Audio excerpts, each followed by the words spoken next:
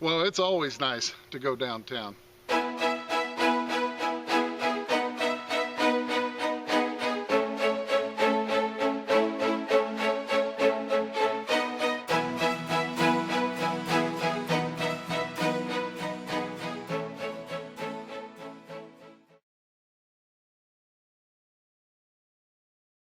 Well, welcome to Finding America. It's really great to see you here.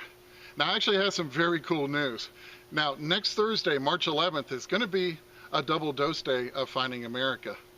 Well, not only will we have our regular video that comes out Thursday morning, but later on, I'm going to be on the Relics radio program with Loy from Digging with Seven and Ken King from Adventures in Dirt on Thursday evening, 8 p.m. Eastern Time on Spreaker.com.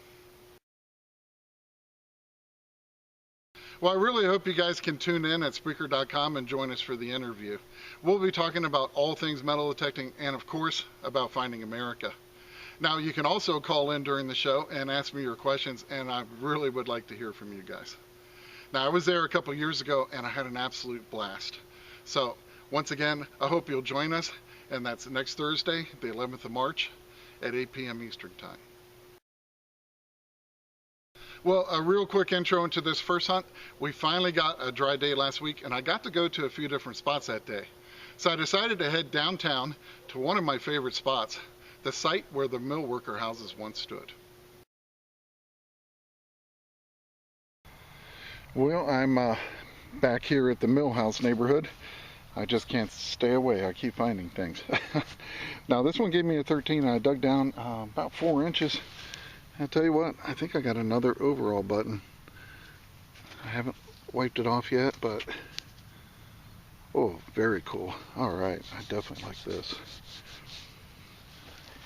Look at this. That is a very old Lee Ryder's button. Now that is cool. I have never found this particular one. And that's going to probably be 40s. Could be a little earlier, 30s, 40s. Trying to remember when they brought them out, but it's an ironback button and very, very cool. Definitely went to an early pair of Lee denim jeans, and just a cool piece. Very happy with that.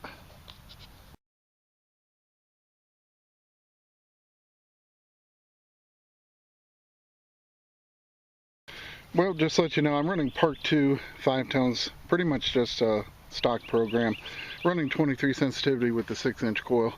Lots and lots of garbage here, so you gotta have that coil to get in between it. And I did just that this time. I got a 2021 dug down. I wasn't expecting it to be this old of a penny because it's really not that green, but it's teens, and I can see a D mint mark, but it's just a little too worn out here to tell. I'll have to work on it when I get home, see what year it is, but oh, let's just pray it's a 14D. Well, this thing was giving me a 19 to 20. I dug down, thought I just had like a bottle cap when I saw this, but after I wiped it off, I realized I have a ring. Now, I don't know if it's silver or not, probably not, but I'll clean it up a little bit more when I get home. But it's got a pretty simple little design on it, just a band, but I will definitely take it. Well, just working some more in this field, and got a 14, and this time it wasn't trash. Looks like I have an older key. Not sure. Yeah, it looks like an old Yale key, but that's going to be 30s or 40s. It definitely has that older look to it, but I'll get it cleaned up, give you a better look at it.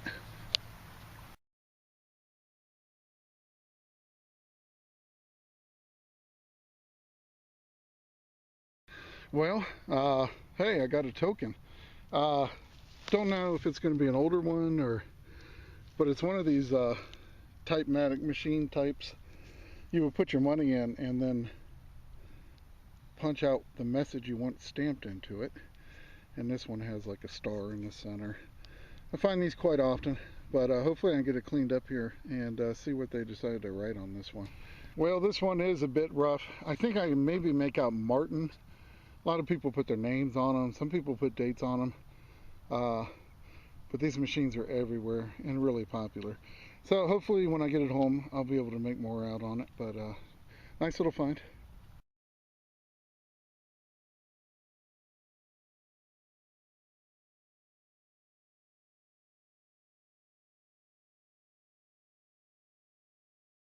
Well, this one was giving me a 17. Dug down, I got another old key. It's kind of cool looking one. Oh yeah, check that out. That is an old master lock key, and look at the old logo on it. That's very cool. So another 20s, 30s, I would imagine. Very cool. This one's going to be very nice. All right, I definitely like that key.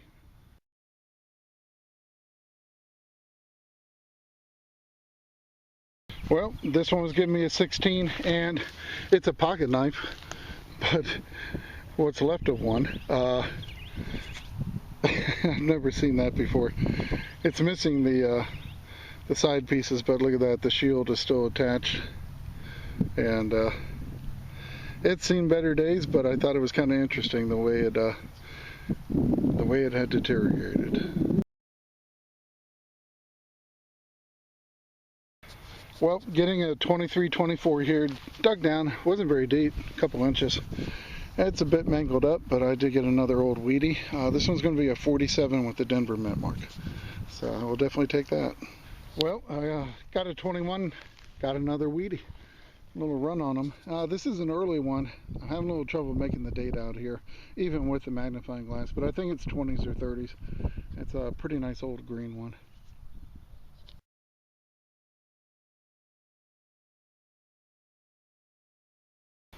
Well, this is giving me a solid 12, hoping for a nickel.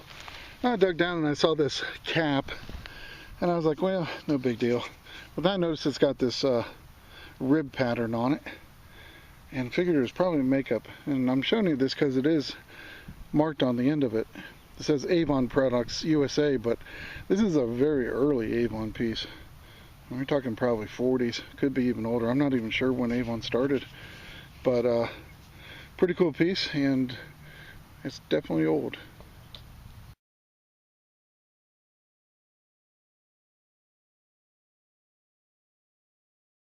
Well, I'll tell you, so many times these small things really get my curiosity going, and they lead me to learn some amazing things. Now, I knew Avon was a pretty old company, but I really didn't remember just how old it was. So when I got home, I discovered that David McConnell actually started the company all the way back in 1886.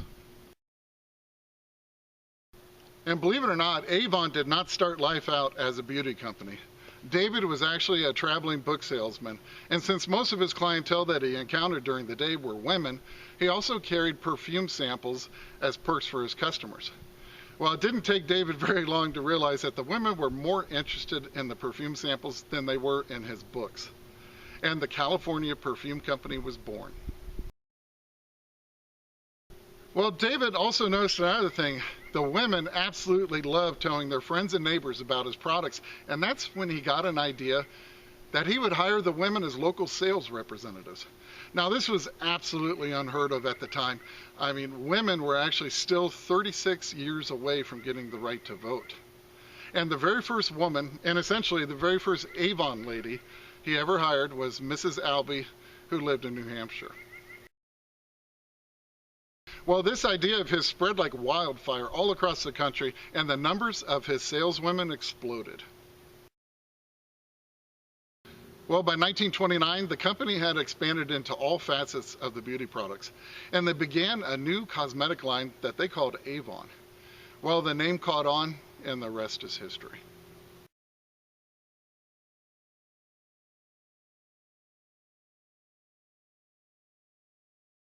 Well, this one was giving me a 15, and it looks like I got another old button. Now, this one is, I had to wipe it off. I wasn't sure what it was going to be, but let me see if I can get this in focus for you. But that is a Bowman brand. It's got the Archer or the Bowman, and I've always loved finding these. I actually do not have this variety. It's just a man with the bow and arrow. Sometimes it'll have lettering, and but that's awesome. And of course, that's going to be 20s, 30s, that heyday of the denim overalls. So, ooh, two very nice early buttons today. I like that.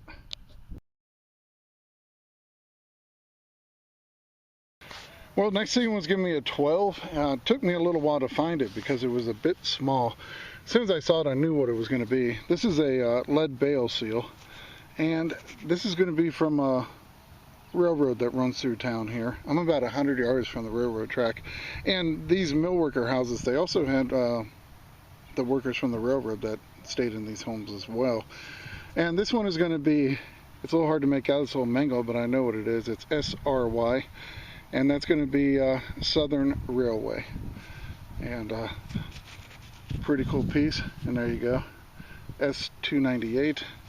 So that's going to be like the location, or the car location. The conductors or the people in charge of the baggage would have a punch, and they would actually stamp these numbers as they put them on the cargo before it went on the train, and that way they knew which car to put it in.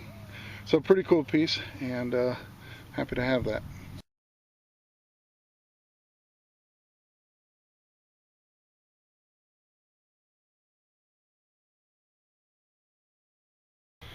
Well, I was chasing a 24 signal, about 9 inches. I finally got it out. It was a mason jar lid. But I did get another little bonus find. That's pretty nice. This is a bone button. And it's going to be an early one. And you can usually tell the difference when you tap them on your teeth. You can tell whether they're bone or plastic. The bone will definitely sort of give a clear tapping feeling. I don't know how to explain it, but the plastic, you can almost immediately tell once you do that. But that's a quick test you can do out in the field, but it's definitely an old bone button. Very cool. Well, I decided I wanted to try a little bit of a different spot, so I headed all the way across on the other side of downtown to a favorite spot of mine that I like to call the Dig It All. Well, I wanted a little change of scenery, so I left the riverside, and I wanted to come over to my Dig It All field because I've never used the 40 kilohertz over here.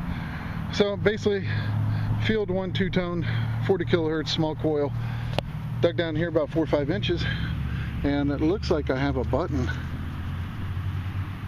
Oh yeah. Well, you know how much I love digging these overall buttons, and I think I just got another one that I've never found before. It looks like it says sweet on the top. I'm gonna rub it off here. Oh wow. I can't make out what it says below. Huh. That is really cool though. I'll tell you what, I'm gonna take a look at this with the magnifying glass, get it cleaned off a little more. It looks like ORR. Not sure what that is, but that is very cool. Another 20s, 30s button. As far as I can tell, it's a button. Yeah, it looks like it's missing the backing. Pretty cool little piece though.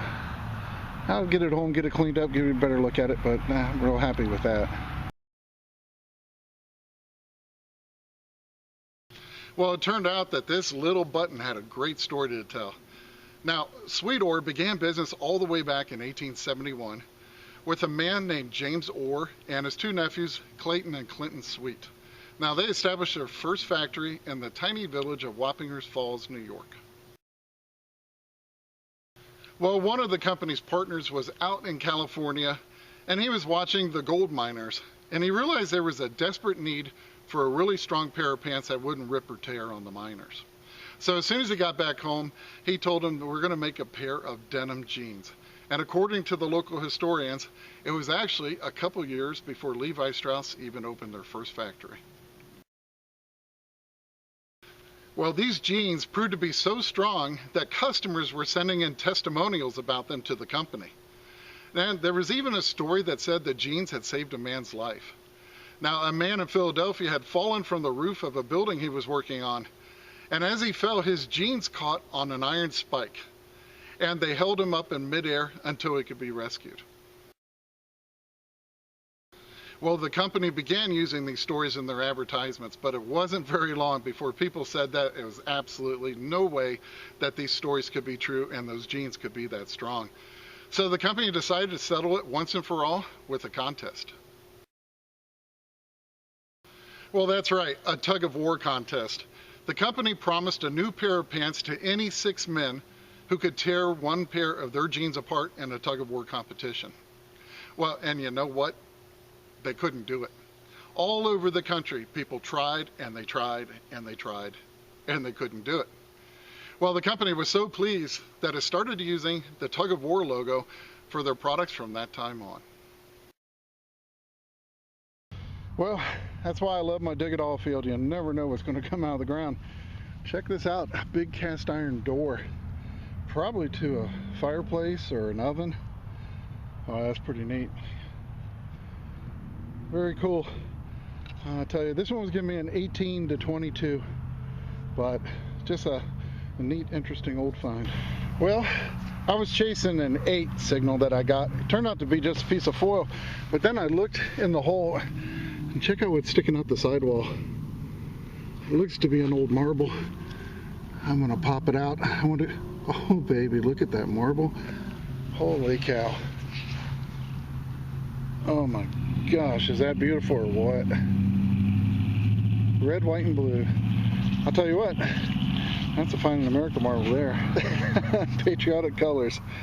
Man, that thing is nice. Well, that's one of the nicest ones I've dug up in quite some time. Well, I gotta like the little bonus finds. I'll tell you what, that paid off chasing that piece of foil. Well, I was out there for about an hour when I suddenly realized it's Sunday. And the reason that meant something to me was because I had an old post office in a nearby town that I wanted to hunt. Now, anytime I'm in an old downtown, I'm always keeping my eyes out for any kinds of a grassy area where I can get permission to and detect. Now, this old post office had some pretty nice sidewalk strips. And I like to hunt on Sunday because that's pretty much the only time a downtown isn't busy. So I got in my vehicle, headed out to give those sidewalk strips a try. Well, I'm hunting along this post office, doing a little bit of sidewalk and side yard hunting here. It was probably built in the early 1900s, and I was about to, actually starting to give up hope. I found nothing but zincs and some clad and a bunch of junk, but I finally got a weedy, so it gives me a little bit of hope. Actually bringing up a 26 on here, and this one's going to be a 57 with a Denver mint mark. So I'm just using part 2 and the 6-inch coil, and just see what we can get here. That's the first good find I've had. I've been hunting out here probably about a half an hour. Well, I'm still working the sidewalk strip on the other side of the post office. Got a 19. You have to pardon the noise. Traffic all over the place here. But I got a nice old key. I saw the darker dirt, and this one looks pretty old. I don't know what that says there, but anyway, I will get this cleaned off and give you a better look at it, but it's got a little bit of age to it, so neat little find.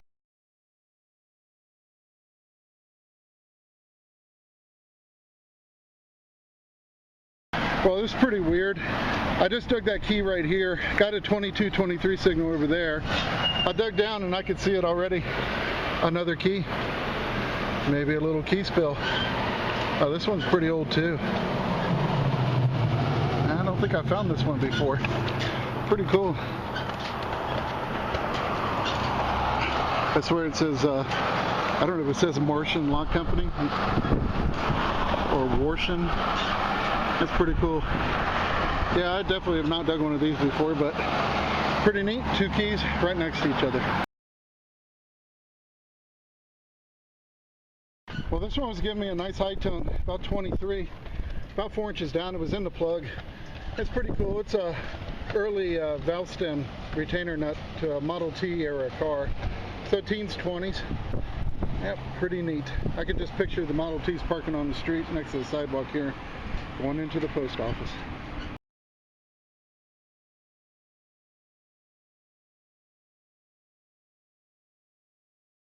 Well, I'll tell you what, between the traffic and the wind, I hope you can hear me.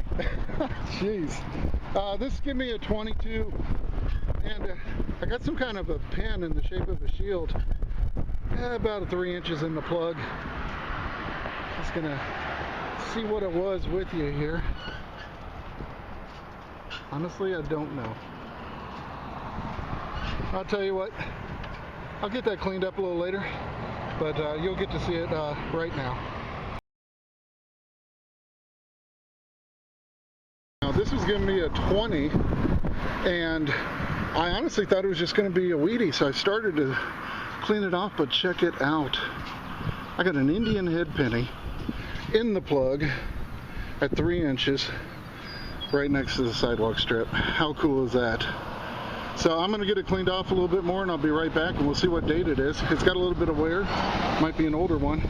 And this post office was actually built in 1914. So, oh, very happy with that. That's awesome. Well, I'm not sure if you can make it out, but the date is 1880. Very cool. And I'll have to put this one in boiling hydrogen peroxide later. It should clean up pretty nice, but very, very happy with that.